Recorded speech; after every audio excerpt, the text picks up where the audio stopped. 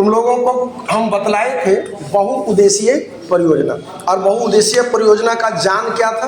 तो बहुउद्देशीय परियोजना का मूल थीम था कि ऐसा मल्टीपर्पज प्रोजेक्ट हो कि काम एक करें और लाभ बहुत सारा हो। उसमें से हम तुम लोगों को बतला दिए थे तुम्हारा डीवीसी, भाखड़ा नांगल परियोजना, व्यास परियोजना, फिर तुम्हारा महानदी पर बनने वाला कौन परियोजना था, हीराकुंड परियोजना के बाद अब आता है नागार्जुन सागर। ये सब हो चुका है, लेकिन एक बार रिपीट मार दे।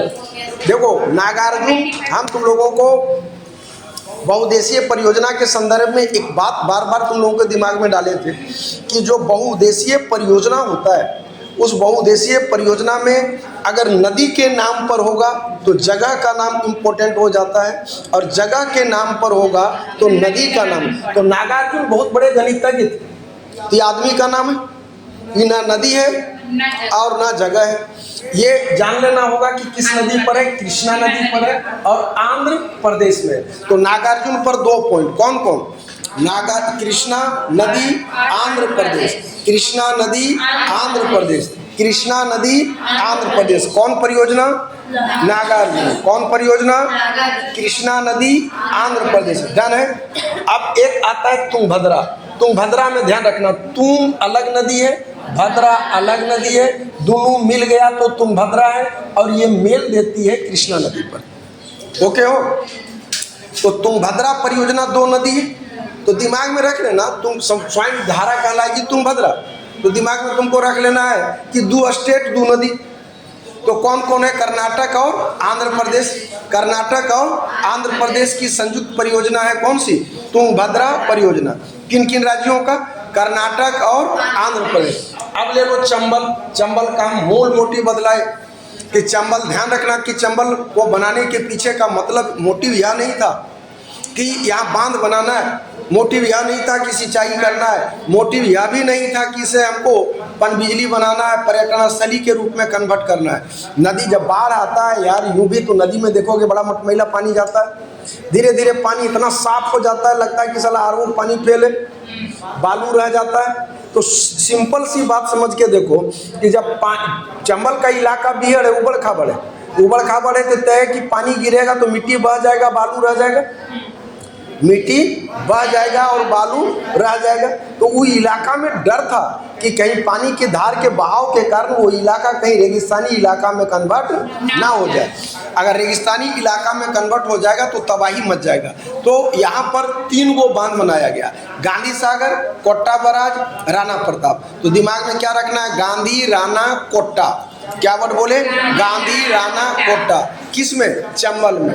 मुख्य मोटिव क्या है? मिट्टी के कटाव को रोकना। मुख्य मोटिव क्या है? मिट्टी के कटाव को रोकना। मुख्य उद्देश्य क्या है? मिट्टी के कटाव को रोकना। किसका? चंबल। 3 गो बांध बोले, नागार्जुन, आंध्र प्रदेश, कृष्णा। नागार्जुन, आंध्र प्रदेश, कृष्णा। नागार्जुन, आंध्र प्रदेश, कृष्णा। डन। तुंगभद्रा, इसमें दिमाग में रखना, तुंग अलग, भद्रा अलग, 2 नदी 2 स्टेट, आंध्र प्रदेश, कर्नाटक। फिर आ गया तुम्हारा चंबल। चंबल का मुख्य मोटिव था मिट्टी के कटाव को रोकना। किसके कटाव को रोकना? मिट्टी के कटाव को रोकना। किस परियोजना का? चंबल। ध्यान रखना, यहाँ ऐसे बनाएगा। चंबल परियोजना का मुख्य उद्देश्य निम्न में से क्या है? मिट्टी के कटाव को रोकना, सिंचाई के लिए, पनबिजली के लिए, मत्स्य पालन के लिए उपयुक्त सभी। तो लगेगा उपयुक्त सभी होगा, नहीं होगा। चंबल का एक ही उद्देश्य है मिट्टी के कटाव को रोकना, और कोसी का एक ही उद्देश्य है बाढ़ का रोकथाम। बाढ़ का रोकथाम। अब हम लोग बात करेंगे इंदिरा गांधी नहर। ध्यान रखना, इंदिरा गांधी नहर पर दिमाग में बैठा लो, ये इंदिरा गांधी का एक ड्रीम प्रोजेक्ट था। इंदिरा गांधी का एक ड्रीम प्रोजेक्ट था, और वो प्रोजेक्ट यही था कि रेगिस्तान में हरियाली आ जाए। पश्चिमी राजस्थान का इलाका जो रेगिस्तानी इलाका है, अब सोचो जरा कि अंधड़ तूफान चलेगा तो बालू ऑटोमेटिक उड़ेगा कि नहीं? और बालू उड़ेगा तो बहुत बड़ा इलाका क्या होता जाएगा? बालूमय होता जाएगा, रेगिस्तान का फैलाव हो जाएगा। और ऐसे रेगिस्तान फैलते फैलते अगर बहुत बड़े इलाका में फैल जाएगा तो रेगिस्तान का विस्तार हो जाएगा कि नहीं? हाँ या नहीं? यही कारण है कि फैलते रेगिस्तान को रोकना हुकूमत का, सरकार का मुख्य नियत था, इंदिरा गांधी की मुख्य सोच थी। इसके लिए वो क्या की, तुम लोगों को मालूम होना चाहिए कि रावी ये हाँ या ना? ब्यास ये है और सतलज ये नदी चैप्टर में नक्शा बताए थे ना। इसमें रावी के पानी को ब्यास में लाया गया और ये दोनों के पानी को सतलज में लाया गया। अब बताओ, तीन नदी का पानी जहाँ जुड़ेगा वहाँ चला ऑटोमेटिक अपने एक नदी से कम होगा क्या? और यहाँ से बराज निकाला गया। इस जगह का नाम है हरिके। क्या नाम बोले? ध्यान रखना, व्यास में पोंग इंपॉर्टेंट है, काशी कोसी में हनुमान नगर इंपॉर्टेंट है, क्योंकि यहाँ से पॉइंट से निकाला गया है। वैसे ही इंदिरा गांधी नहर पर 3-4 पॉइंट। पहला चीज कि राजस्थान में है, पुराना नाम इसका राजस्थान नहर है। इंदिरा गांधी का ड्रीम प्रोजेक्ट था, के कारण इसका नाम बदल के कर दिया गया इंदिरा गांधी नहर। इसका पुराना नाम क्या है? इंदिरा गांधी नहर। पुराना नाम क्या है? इंदिरा गांधी नहर। अभी का नाम क्या है? अभी का नाम है इंदिरा गांधी नहर। उन्हें अभी का नाम है इंदिरा गांधी नहर, पुराना नाम क्या था? दूसरा इंपॉर्टेंट चीज बोले, दुनिया का सबसे लंबा सिंचाई नहर है। दुनिया का सबसे लंबा सिंचाई नहर कौन? इंदिरा गांधी नहर। दुनिया का सबसे लंबा सिंचाई नहर, दुनिया का सबसे लंबा सिंचाई नहर है कौन? कौन? कौन? कौन? पुराना नाम राजस्थान नहर, अभी का नाम इंदिरा गांधी नहर। लंबाई 468 किलोमीटर, 4-6-8 2 का अंतर है, 468 किलोमीटर। रावी के पानी को किसमें? व्यास में। दोनों के पानी को सतलज में। और हरी के जगह अब देखो टोटल चीज आ गया। संसार का सबसे लंबा सिंचाई नहर है, इंदिरा गांधी नहर के नाम से जाना जाता है, 468 किलोमीटर है। रावी और व्यास के पानी को किसमें लाया गया? सतलज में। और बांध बनाया गया कहाँ पे? हरिके में। दंडन है। अब ले लो गंडक परियोजना, बिहार, उत्तर प्रदेश, नेपाल की परियोजना, रिहंद परियोजना, मध्य प्रदेश और उत्तर प्रदेश। यही तुमको हम बतलाए थे। नेक्स्ट वीडियो पिछला वाला तुम लोग देख लेना। गोविंद बल्लभ पंत सागर, क्या नाम बोले? अरे एक बतलाए थे गोविंद सागर बांध। गोविंद सागर बांध बतलाए थे ना तुम लोगों को। कौन परियोजना था? व्यास परियोजना, हाँ या ना? तो यहाँ पर ध्यान रख लेना, रिहंद परियोजना में मध्य प्रदेश और उत्तर प्रदेश की सीमा पर है। और भारत का सबसे बड़ा कृत्रिम, छुच्छे झील नहीं बोल रहे हैं, केवल झील नहीं बोल रहे हैं, कृत्रिम झील। कौन झील? कृत्रिम झील। नाम क्या है? गोविंद बल्लभ पंत सागर। कृत्रिम झील मतलब मानव ने इसको काट कूट के अपने हाथ से आर्टिफिशियल टाइप से बनाया। अभी तक तुम्हारे पास इतनी बातें आ जाना चाहिए। नागार्जुन सागर, कृष्णा नदी, आंध्र प्रदेश। नागार्जुन सागर, कृष्णा नदी, आंध्र प्रदेश। डन है, रटा गया। तुंगभद्रा कर्नाटक और आंध्र प्रदेश की संयुक्त परियोजना। चंबल, मुख्य मोटिव मिट्टी के कटाव को रोकना। माँ से मयूराक्षी, माँ से मुरली। मयूराक्षी परियोजना कौन नदी पर हो गया? मुरली नदी पर। अब आ गया इंदिरा गांधी नहर। इस पर 3 पॉइंट आ गया कि पुराना नाम राजस्थान नहर है, दुनिया का सबसे लंबा सिंचाई नहर है, 468 किलोमीटर लंबाई है। रावी के पानी को व्यास में, दोनों के पानी को सतलज में लाया गया है। जिस जगह से नहर निकाला गया है नाम है उसका हरिके। नाम क्या है? हरिके। गंडक हो गया बिहार, उत्तर प्रदेश, नेपाल। रिहंद हम बोले कृत्रिम झील के लिए, कृत्रिम गोविंद बल्लभ पंत सागर। गोविंद बल्लभ पंत सागर। उम्मीद कर ले कितना रटा गया है, हाँ या ना? शरावती परियोजना, ध्यान रखना, इसीलिए कर्नाटक में है। और इसी पर भारत का सबसे ऊंचा जलप्रपात जोग जलप्रपात है। कौन जलप्रपात? योग जलप्रपात। कौन जलप्रपात? कौन जलप्रपात? कौन जलप्रपात? कौन नदी? शरावती नदी। कौन नदी? कौन नदी? कौन नदी? कौन नदी? कौन नदी? कौन नदी? शरावती नदी। कौन जलप्रपात? जोग। अब जो पाठ आता है, ये सब जो परियोजना है, ये सब यूरी, दुल्हस्ती, सलाल, पाइकारा, फरक्का, ये सब वो प्रोजेक्ट है जिसमें तुमको यह रटना है कि ये किस राज्य में है।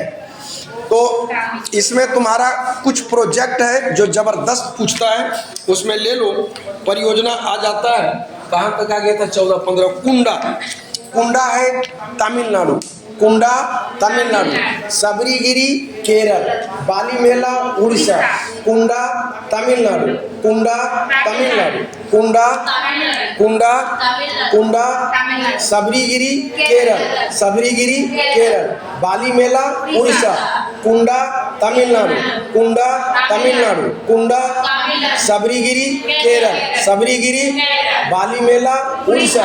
और ध्यान रखना यूरी दुलहस्ती और सलाल ये है जम्मू कश्मीर में। कौन कौन? यूरी दुलहस्ती और सलाल, यूरी दुलहस्ती और सलाल, यूरी दुलहस्ती और सलाल कहाँ हो गया? कहाँ हो गया? ये रटा गया। कुंडा कहाँ बोले?